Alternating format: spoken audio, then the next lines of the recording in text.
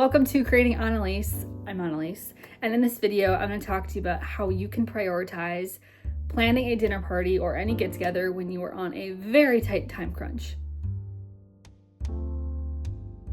This last weekend I planned a dinner party for Halloween in less than 24 hours, and it was a new challenge for me. I may just decide the night before, hey, I want to have people over the next night. Let's invite some friends over. Sometimes as a party planner and hosting, you get wrapped up in the details. However, in a time crunch, you have to prioritize and make sure that you have the key foundational elements there so that people enjoy being in your home and so that you feel like you have your stuff together. It really comes down to your ability to prioritize what you can and cannot do, what matters and what doesn't. Your guests should not expect perfection at that time frame, nor do I expect myself to reach perfection. I pulled some recipes that I wanted to make. I already kind of had them in the back of my mind, but I also had to go and look out for some recipes that I could make from Pinterest that were quick, easy, but also had some fun aspects of maybe they're Halloween themed. Maybe they were plated in an extra nice way. I was filtering through recipes that looked not super complex, but also ones that looked kind of fun too. I can also look to see how well-rounded my menu is. Do I have something sweet, savory, fresh feeling? Do I have something that's a vegetable, a fruit? Is my menu well-rounded? It doesn't have to be perfect. As long as you think about it as planning a well-balanced meal, just in an elevated setting, you'll be great. I have two different notes in my notes app. One is just my general menu, just so I have that clear as day, and my other one is my shopping list. As soon as I had my menu locked in, I talked with my fiance, made sure, is this good? Do we have everything that we need? Just a little kind of spitballing back and forth. I then started to take the ingredients from those Pinterest recipes and plug them into a shopping list. I copy and paste everything. Even if I already have it and I know it, I copy and paste it over in there. Before I go grocery shopping, which in this scenario is the next morning, I can go through my pantry and see what I already have, see what I can use, and check those off too. So it's just planning ahead to make sure that I don't miss something or forget something, because that is not fun either, and having to just scrap the recipe altogether.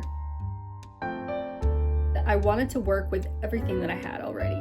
I was not going to buy anything. I was not going to Amazon Prime anything. I was going to use exactly what I have. I like to make sure that each event that I do feels different from one to the next, whether it's just a different tablecloth, kind of doing something a little bit different with the tablescape.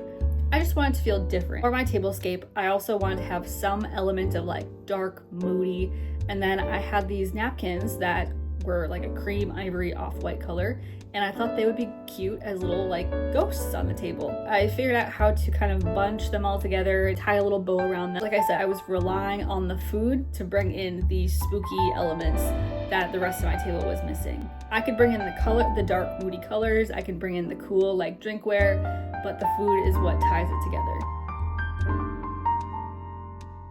Lighting also plays a huge factor in this. I had a bunch of like short candles that I used at my Friendsgiving last year that were still good, so I plopped them on the table and even on the bookcase behind me. So those create a cool effect. I also just suggest investing in some of these little lamps. They're also great for when I'm filming and I need a little extra light on the side of me.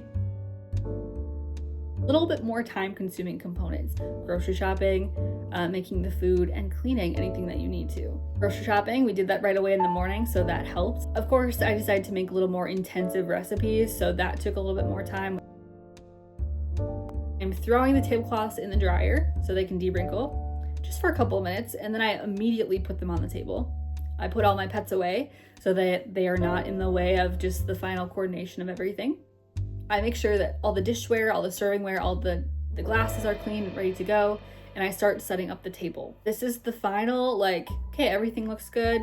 Make sure I have all the pieces together, lighting the candles, make sure everything is nice and buttoned up cleanliness-wise, and I am just, rocking and rolling. For the last, 20 minutes, I'm getting myself ready for the dinner party. No, just go, go, go. You have no choice but to just keep going with the next thing that needs to happen.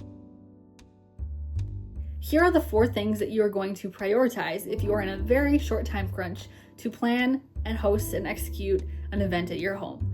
1 is the menu, 2 is going to be your table setting.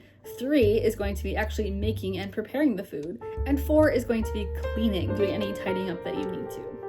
So good luck. Let me know where you get stuck, where you need help, and I'm here to give you more advice along the way.